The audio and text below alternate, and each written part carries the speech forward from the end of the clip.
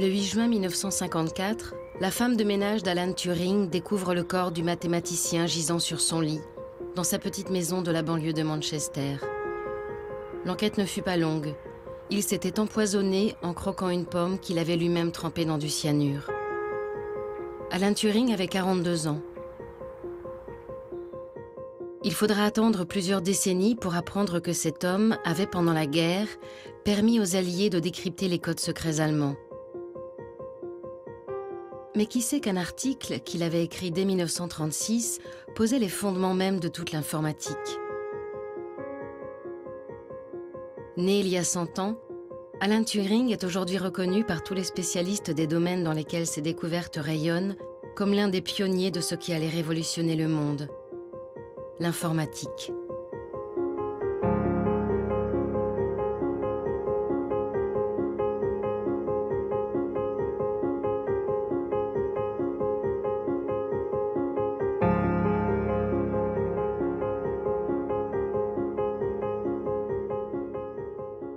On dirait volontiers qu'il y a deux sortes d'inventeurs. Les inventeurs spécialisés, ceux qui découvrent de manière pointue un théorème, un objet, une opération, enfin, une chose, quoi. Et puis, l'inventeur qui, au contraire, a une sorte de vision large du champ dans lequel il opère et qui touche à plusieurs points à la fois, mais qui a une vision du monde. Et je crois qu'Alan Turing fait partie de la deuxième sorte de ces inventeurs-là. Pourquoi? Parce qu'il a touché à peu près partout dans le domaine de l'intelligence artificielle ou de la cryptographie ou du calcul, etc. Mais il invente finalement la vision des choses que nous avons aujourd'hui, la vision algorithmique que nous avons aujourd'hui du savoir. Et voilà pourquoi je le considère comme peut-être un des hommes fondamentaux de notre siècle. Tout commence à Cambridge en 1936, lorsqu'Alan Turing, grand échalas timide et mal latéralisé, écrit un article de logique mathématique dans lequel il conçoit une machine abstraite qui décompose en éléments simples les étapes d'un calcul. Il s'agit, en théorie, de la représentation universelle du fonctionnement de n'importe quel ordinateur. Turing a 23 ans quand il se pose la question « Qu'est-ce que ça veut dire d'être calculable ?» Voilà, on a prenons une fonction, une transformation, et qu'est-ce que ça veut dire que cette fonction est calculable? Par exemple, vous prenez l'addition. Voilà, vous voulez additionner deux nombres. L'addition de deux nombres, c'est quelque chose de calculable. Et donc pour ça, il invente ce qu'on appelle un modèle mathématique, c'est-à-dire une abstraction. Il dit voilà, en gros, si on fait du calcul, alors faire du calcul, ça ressemble à ça. Et donc il invente une machine, entre guillemets une machine, je dirais virtuelle, c'est un peu une vue de l'esprit, la machine de Turing, pour essayer de capturer la notion de calcul. Alors je vais vous montrer la machine de Turing, elle est très simple. Elle est parfaitement stupide, comme c'est écrit ici. Elle est formée d'un ruban sur lequel il y a des cases dans lesquelles on écrit des lettres. Il y a une tête de lecture que je vais représenter par mon doigt. Et cette tête de lecture peut être sur une lettre, la lire, la remplacer par une autre, donc lire ou écrire à un endroit seulement, ou bien aller un coup à droite, aller un coup à gauche. C'est tout ce qu'elle sait faire. À droite, à gauche, lire, écrire. On peut construire une seule machine, une seule, qui va simuler toutes les autres, qui va être capable de se transformer dans toutes les autres par un programme enregistré qui soit lui-même écrit sur la bande. Et ça, c'est la notion très importante qu'a inventée Turing, la machine à programme enregistré, dans laquelle le programme et les données ont une égale importance. Ça, c'est une vraie création majeure pour l'informatique. La notion de machine universelle marque une rupture. Une machine, c'est un programme. Une machine qui simule toutes les machines, c'est ce qui deviendra plus tard un ordinateur.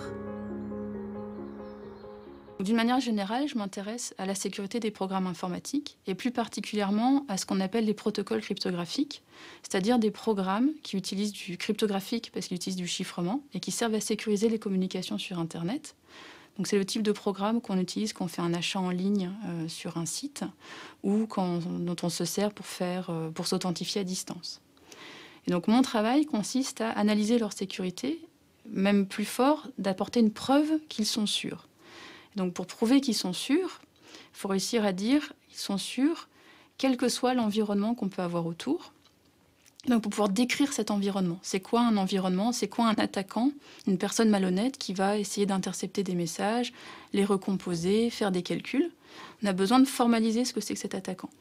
Donc c'est là qu'intervient la machine de Turing pour modéliser tous les comportements possibles d'un attaquant. Donc la machine de Turing, c'est notre modèle d'attaquant. Finalement, notre attaquant est une machine de Turing. Et nous, on fait des preuves de sécurité, quelle que soit la machine de Turing qui va interagir avec notre protocole. Nous sommes maintenant plus de 70 ans après l'article de Turing et on pense encore aujourd'hui que Turing a trouvé la bonne définition. C'est-à-dire que la machine de Turing, ce qu'elle est capable de faire, c'est exactement ce que peuvent faire les ordinateurs d'aujourd'hui. Ils sont plus rapides, ils sont beaucoup moins élémentaires. Donc pour réaliser une addition, là où une machine de Turing qu'on réaliserait physiquement prendrait peut-être 3 minutes, votre ordinateur va prendre une microseconde. Donc votre ordinateur est plus rapide.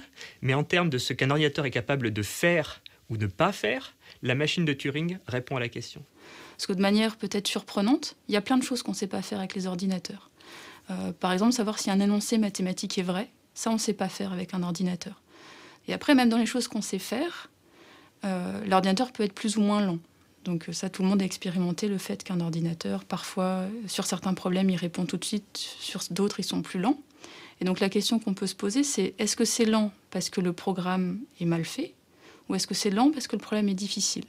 Donc les machines de Turing servent toujours à l'heure actuelle pour comprendre les limites intrinsèques de ce qu'on peut faire avec des ordinateurs. Je pense que pour inventer quelque chose d'aussi simple, il faut être vraiment très fort. Vraiment. Inventer des choses compliquées, c'est déjà difficile, mais inventer des choses simples, c'est quand même beaucoup plus dur. Moi, c'est mon rêve d'inventer un truc super simple qu'on peut raconter et qui soit infiniment fort.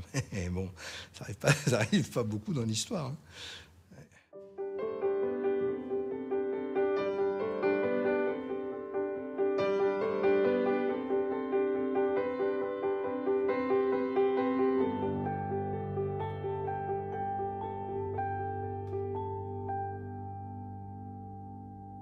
Finalement, la question qu'il résout à ce moment-là, c'est une question qui sera résolue par de tout autre moyen par Alonzo Church dans les mêmes années, même un peu plus tôt que lui, et par des moyens qui sont finalement beaucoup plus classiques.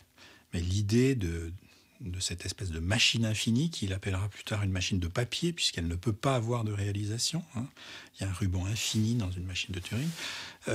Ça, c'est des idées tout à fait originales et qui lui sont propres. Et son professeur de logique et de théorie des ensembles, Max Newman, lui dit que il faudrait qu'il parte aux États-Unis, puisque finalement son seul interlocuteur, c'est Alonzo Church. Turing accepte, part à Princeton et va y passer les années 37-39. Et même s'il a une vie sociale assez bonne, s'il va au cinéma, puisqu'il va voir, à ce qui paraît 7 ou 8 fois, Blanche-Neige et les 7 nains de Disney, qu'il adore, il décide de repartir pour l'Angleterre en 1939. Les gens voyaient en lui le type achevé du savant excentrique, la tête dans les nuages d'équations, essuyant le tableau noir avec un pan de sa chemise. Et sans doute entretenait-il cette image qui lui tenait lieu de statut social. Lorsque la guerre survint, le milieu académique perdit sa trace. En fait, Alan Turing avait dès 1939 rejoint Bletchley Park, un petit manoir situé en pleine campagne à 1 heure de Londres, où le gouvernement britannique avait réuni un certain nombre de spécialistes pour tenter de déchiffrer les messages codés de l'ennemi. Les Allemands, pendant la Seconde Guerre mondiale, étaient extrêmement soucieux d'avoir des communications efficaces et sûres. Et notamment, ça avait été, lors de la Première Guerre mondiale, un de leurs points faibles. Et ils ont adopté une méthode moderne qui a consisté à utiliser une machine qui s'appelle Enigma, qui est une machine électromécanique.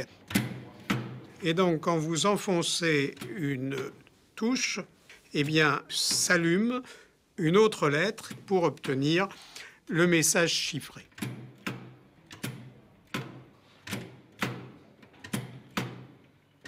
Mais tout ça était très compliqué.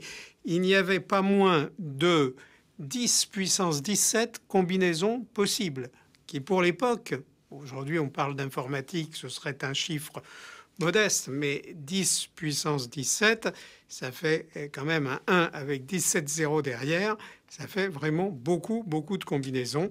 Et de ce fait, les Allemands pensaient que leur communication était parfaitement protégée par cette machine. Et là où le génie de Turing et de ses collègues est apparu, c'est qu'ils ont été capables de traduire les différentes correspondances entre le texte clair d'une part et le texte chiffré d'autre part en contraintes logiques. C'est au fond le Turing des machines de Turing, c'est-à-dire l'homme qui savait décomposer un calcul en composantes élémentaires, c'est le même qui est réapparu pour décomposer le gigantesque ensemble de possibilités et de contraintes de l'Enigma en un certain nombre de contraintes qui résultaient du texte clair et du texte chiffré disponible. Et là, les Britanniques ont utilisé des machines, de véritables ordinateurs avant l'heure, pour épuiser tous les cas qui restaient et dont on ne pouvait pas venir à bout avec un papier et un crayon.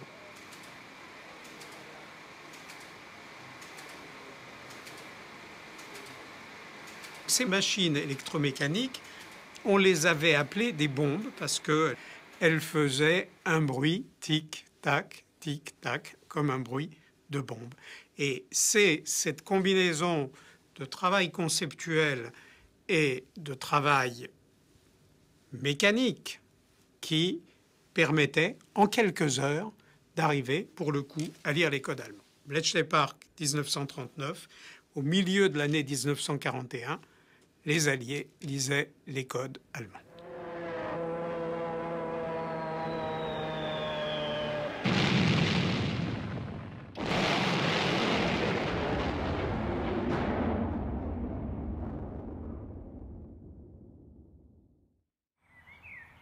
Plus tard, lorsqu'on l'interrogeait sur ce qu'il avait fait pendant la guerre, Alan Turing répondait évasivement. Plus tard encore, 20 ans après sa mort, 30 ans après la guerre, les archives furent rendues publiques et on apprit enfin le rôle qu'il avait joué. Nous sommes, des cryptologues, nous sommes doublement fidèles à Turing. D'abord parce que c'est l'homme de la machine de Turing. Et la machine de Turing, pour nous, c'est notre pain quotidien. C'est notre référence théorique quand nous faisons de la cryptologie, et c'est notre référence théorique pour démontrer que, si l'on peut, telle ou telle attaque, puisque nous cherchons, nous, cryptologues, à protéger nos messages, nos communications, nos transactions, telle ou telle attaque va être très difficile à réaliser. Très difficile, pourquoi? Parce que son exécution sur un vrai ordinateur ou sur le modèle d'ordinateur qu'est la machine de Turing sera trop coûteuse en temps. Donc Turing, nous en sommes les enfants à cause de la machine de Turing, et nous en sommes à nouveau les enfants à cause de la cryptanalyse de l'Enigma. Donc c'est pour nous, spécialistes de cryptologie, une double filiation qui nous relie à Turing. En 1948, Alan Turing s'installe à Manchester où est construit un des premiers ordinateurs. C'est là qu'il écrit un article pour la revue Mind dans lequel il soutient la possibilité de la mécanisation de l'intelligence. Ce texte jette les bases de ce qu'on appellera plus tard l'intelligence artificielle. Cet article est tout à fait étonnant parce qu'il ne se présente pas du tout comme un article de philosophie comme on aurait pu trouver dans Mind. Il se présente comme un jeu qui s'appelle le jeu de l'imitation. Et dans cet article, donc, Turing défend l'idée, au moins à première vue, que la notion d'intelligence pourrait ne pas se limiter au cerveau humain, mais pourrait très bien s'incarner dans d'autres supports matériels. Le jeu de l'imitation est un test qui consiste à isoler dans 2 pièces séparées un ordinateur et un être humain et à positionner un examinateur dans une 3e pièce. Communiquant par écrit avec les 2 candidats, l'examinateur les bombarde de questions visant à deviner qui est l'ordinateur et qui est l'être humain. Il dit, on va imaginer que dans à peu près 50 ans, on aura développer des machines qui auront des capacités de mémoire suffisantes, qui auront des rapidités de calcul assez importantes, et que l'on saura programmer en sorte qu'elles jouent au jeu de l'imitation sur une période relativement longue et qu'elles trompent quelqu'un. Il donne un exemple très concret, il dit d'ici 50 ans, on aura des machines qui, sur une durée de 5 minutes, tromperont l'interrogateur en moyenne dans 70% des cas. Et je crois que c'est extrêmement important parce que ça montre bien qu'on passe d'une interrogation un peu métaphysique sur ce qu'est l'intelligence, éventuellement sur ce privilège qu'aurait l'homme dans toutes les espèces de la nature d'être intelligente, à quelque chose de très concret. Ce qu'on appelle l'intelligence des machines, c'est le fait de, dans une situation donnée comme le jeu de l'imitation, de faire illusion en accomplissant des tâches qui sont normalement faites par des êtres intelligents.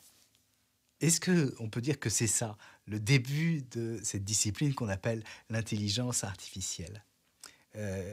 À la fois oui et non.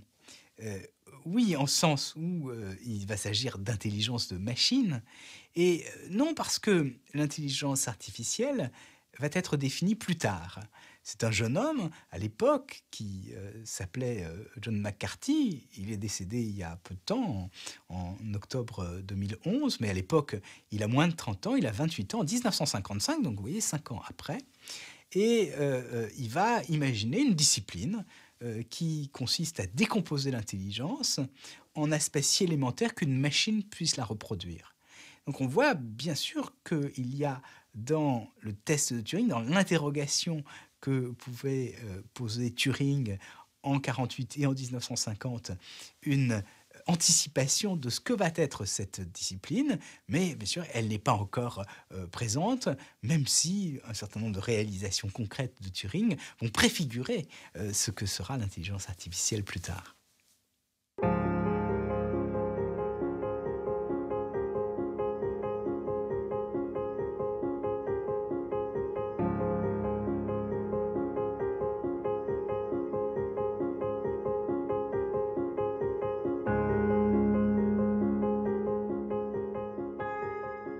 Turing came to Manchester to join one of his mathematical friends from Cambridge, Max Newman, who'd also been at Bletchley Park.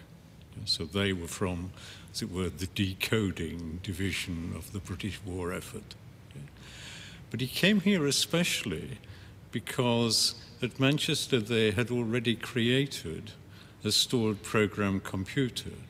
Now, it wasn't the mathematicians that made the computer, it was electrical engineers who, during the war, had worked at Malvern in developing radar systems.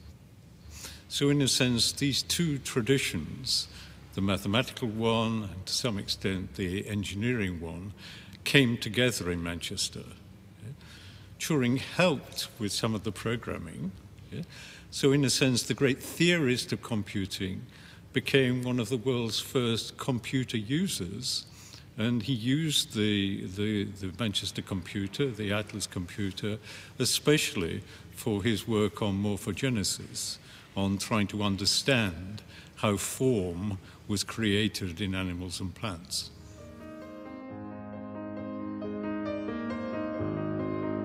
Déjà enfant, Alan Turing s'émerveillait de la variété des formes dans la nature. Pourquoi les étoiles de mer ont-elles 5 branches? Pourquoi les coquilles d'escargot sont en spirale? Pourquoi les léopards ont-ils des taches? Alan Turing consacrera les dernières années de sa vie à la morphogénèse en biologie. C'est l'homme qui a le premier proposé une théorie de la morphogénèse et qui a d'ailleurs inventé le terme de morphogène, c'est-à-dire de ces substances, molécules, qui permettent de créer des formes à partir de territoires qui seraient informe, si vous voulez. Dans une tradition au départ peut-être de mathématiser le vivant ou d'essayer d'en comprendre dans une des choses les plus compliquées du vivant, c'est-à-dire la création de formes vivantes, d'essayer de comprendre au niveau moléculaire quels peuvent être les mécanismes mis en jeu dans cette affaire. Et je crois qu'il est le premier à l'avoir fait. Je crois d'ailleurs que toutes les théories du vivant, en tout cas les théories qui ont à voir avec la morphogénèse, d'une certaine façon se rattachent au travail de Turing aujourd'hui. Moi, j'ai découvert sur le tard que je travaillais sur des problèmes qui avaient déjà été plus ou moins résolus par Turing. Ça fait plaisir. On préférerait résoudre les problèmes soi-même, mais bon, si on découvre que quelqu'un les a résolus pour vous 50 ans avant, c'est déjà pas mal.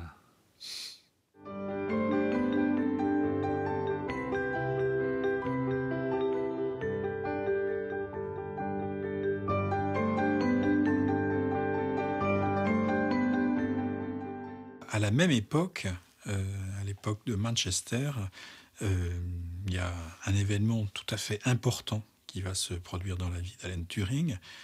Alan Turing est homosexuel et il va avoir une aventure avec un garçon, un jeune homme rencontré dans la rue qui ramène chez lui.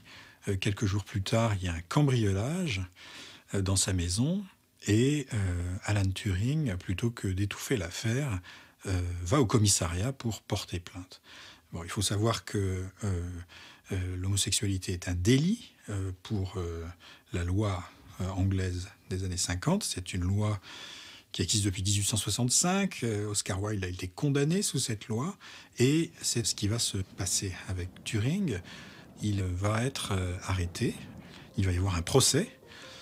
Il est jugé et il doit choisir entre soit 1 an d'emprisonnement, soit une castration chimique.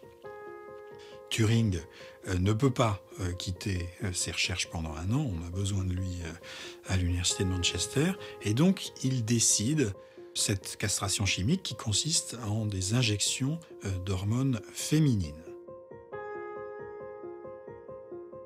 Il y a sans doute dans l'idée de Turing qu'après tout, on peut toujours toucher à son corps. C'est finalement sans importance si son esprit continue de fonctionner. Et en fait, son corps va être atteint de transformations profondes. Il a des seins qui poussent, sa voix déraille, il continue à faire du marathon, et donc ça gêne ses performances sportives. Bref, il se trouve confronté à un problème qui est l'apparence même de son corps et la façon de le vivre de l'intérieur, alors que tout son travail, il avait finalement conduit à distinguer aussi radicalement que possible le corps et l'esprit.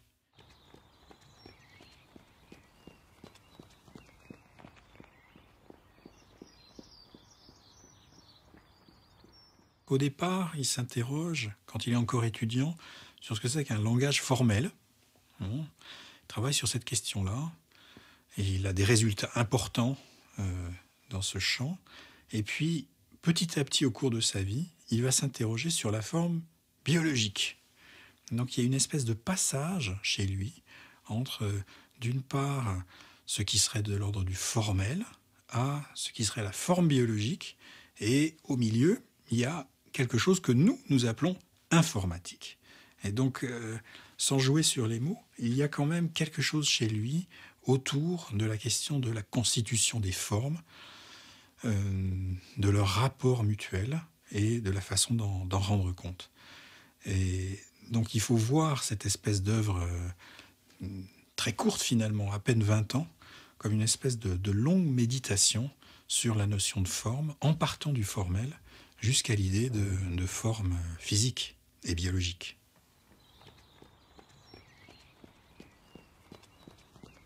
Turing va être épié par la police. Donc il se trouve maintenant dans une situation très inconfortable du point de vue personnel, mais aussi d'un point de vue professionnel, puisque les institutions britanniques commencent à se méfier de lui dans ce climat de paranoïa généralisée qu'il y a à l'Ouest. Donc il meurt à 42 ans, en juin 1954, dans cette ambiance extrêmement lourde qui est celle de la guerre froide.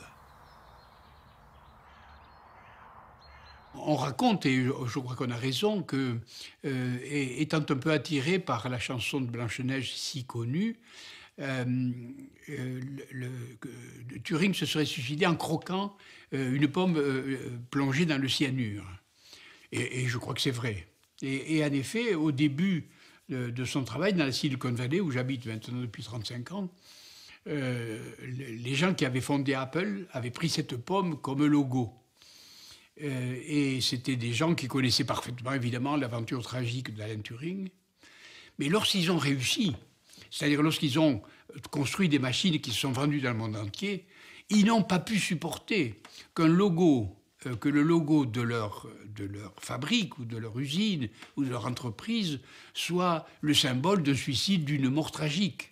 Et ils voulaient que ça soit quelque chose de positif. Alors ils ont inventé une histoire concernant leur pauvreté quand ils étaient jeunes et qu'ils étaient dans le garage et qu'ils ont commencé et qu'ils ne mangeaient que des pommes. Waouh, waouh, waouh. Vous voyez, c'était simplement une histoire pour... Ils ne pouvaient plus changer évidemment le logo, mais ce logo, c'est toujours la pomme de Turing. Il n'y a aucun doute là-dessus. Et là, je veux méditer sur cette mort parce que cette mort est symbolique vraiment des rapports entre un individu génial et la société qui ne le comprend pas. Non seulement la société ne le comprend pas, mais la société était redevable à Turing de son sauvegarde pendant la guerre. Eh bien, un collectif qui a été sauvé par cet individu condamne à mort cet individu. Et là, il y a un rapport, si tu veux, entre l'individu génial et lucide, extra-lucide et salvateur, et d'autre part, une société obscurantiste, sotte et criminelle. Et ce rapport est quand même terriblement instructif. Cette année, c'est une année un peu particulière, hein, puisque en 2012, on fête le centenaire de Turing, et donc il y a beaucoup de commémorations de par le monde. En Angleterre en particulier, des pétitions circulent pour essayer de réhabiliter Alan Turing, mais je pense que ce qu'on peut faire, c'est simplement s'approprier son envie d'avancer, son envie de résoudre des questions, et de passer comme lui d'un champ à l'autre. Avant lui, c'était juste pas possible. C'est-à-dire que quelqu'un faisant de la théorie des groupes n'aurait pas parlé à un ingénieur et n'aurait pas parlé non plus à un biologiste. Or, après lui, c'est possible. Voilà. Donc il y a quelque chose à saisir de cette cohérence, et c'est évidemment ça qui est fascinant.